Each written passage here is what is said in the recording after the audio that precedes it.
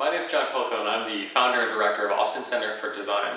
I want to talk today about a phenomenon called design synthesis. Synthesis is this strange, weird, ethereal thing that happens somewhere between design research, where you're out there talking to people, understanding their wants and needs, and ideation or iteration, where you're actually making stuff. Something translates or is translated from one to the other, and that's synthesis. For many designers, they never learn how to do it. They simply do it, and they probably do it poorly, and then over time they get more familiar with it, and so they do it better and better, and so they gain experience in it, and that experience leads to essentially the methods and toolkits that they use. But there are ways, I think, to jumpstart the process of synthesis if you're just getting started, or even if you've been doing this for a while. Synthesis is a form of interpretation, and that really means assigning meaning to data. Because you're assigning meaning to data, it's both highly qualitative, subjective, and open to a huge amount of personal subjectivity, personal interpretation.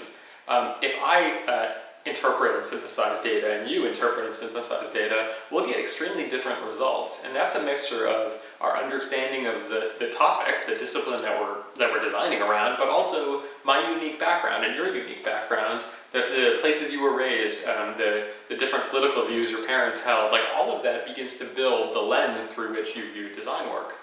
And so when you get good at synthesizing data, you start to embrace that and leverage it. Additionally, you start to go out of your way to have as many different disparate experiences of your own in order to sort of build a more robust or rich set of filters upon which to view the data that you're playing with. In the process of synthesis, I think there's at least two very quick things that you can do to make sense of data faster. And they're going to seem kind of silly, but then reflect on the way that you do or don't do them in your own world, and maybe you can start to apply these quickly. The first is the idea of externalization. Typically, we do a lot of work on laptops. I spend 8-10 hours a day on a laptop, and it becomes sort of an extension of my brain.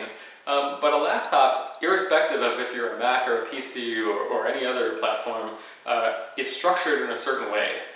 It's structured in a way that makes sense to the people that made the software in the laptop. It's not necessarily structured in a way to allow for free-form association, for sort of organic pattern matching, and for a large amount of visual data, all of which are integral to design research and synthesis. And so as a first sort of practical idea, take all of the information out of the laptop and put it on the wall. When you put it on the wall, you'll start to see some pretty amazing things happen. First, you can move things around in a free-form manner. You can put ideas that you've decided are alike, put them next to each other. You can start to find patterns, and you can start to find groups. You can pull out anomalies as being useful for later examination. Additionally, areas on the wall start to have sort of a memory to you, meaning that, oh, that good idea came from over there at the top right, or we started playing around in that idea over there in the bottom left, but then we moved on. And that way you can rewind the conversation, the design process, and always go back because there's sort of a living memory of it on the wall. Clearly you'll require a large room, and typically a war room, a big room that's dedicated to a project is used for this type of activity. The second thing you can do if you're synthesizing data is force yourself to begin drawing diagrams. It doesn't matter what kind of diagram. Many have fancy names. You can make a concept map or a process flow diagram or an entity relationship diagram. There's a whole host of these, but it really doesn't matter what the type is. Simply start to think in diagrams. There's a couple of reasons why. One is that when you use a diagram, it's a reductive activity, meaning you're removing data. You're beginning to apply judgment and saying this is important and this is not important.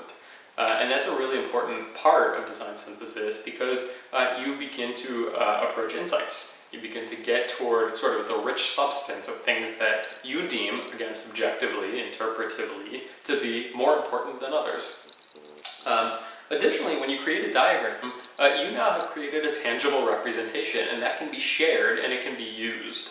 Essentially, in the same way that you can use a hammer to bang a nail, you can now use this diagram to run through what-if scenarios. You can say, well, if the diagram is true, what if we make everything happen on a mobile phone?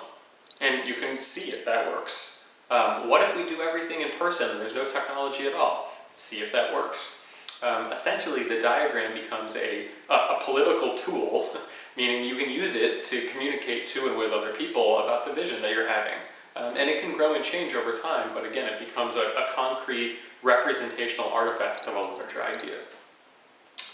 For me, design synthesis is the most magical part of the design process because it's where I think the most intellectual lifting comes, and it's where your personal passions and curiosities can lead to some pretty phenomenal